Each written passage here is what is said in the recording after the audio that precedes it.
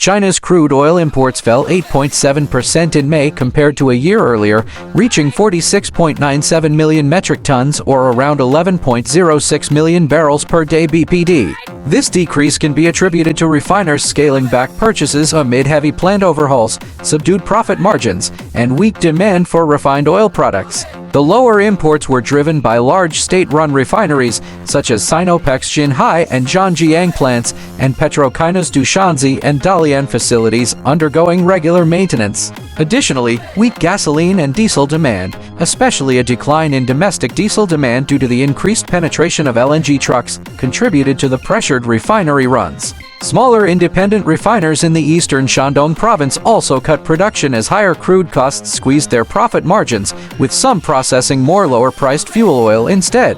Shandong-based independents operated at an average of 55.5% of capacity in May, down from 62.2% a year earlier. The lower refinery demand has led to a buildup in China's onshore above-ground crude oil inventories, which reached the highest level since the end of last year at 946 million barrels, according to Vortexa Analytics. However, the analysts at ANS expect crude oil imports to rise again in June and into the third quarter, as improving refinery margins should drive increased purchasing activity.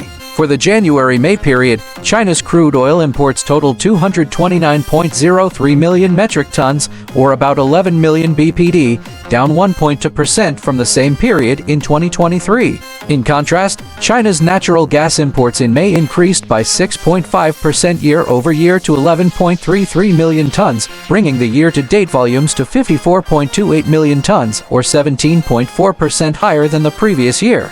China's exports of refined oil products, including diesel, gasoline, aviation fuel, and marine fuel, grew 9.49% from a year earlier to 5.35 million tons in May, driven by higher refined oil product inventories and new government export quotas released in early May, which enabled refiners to capitalize on stronger bunkering demand for aviation fuel.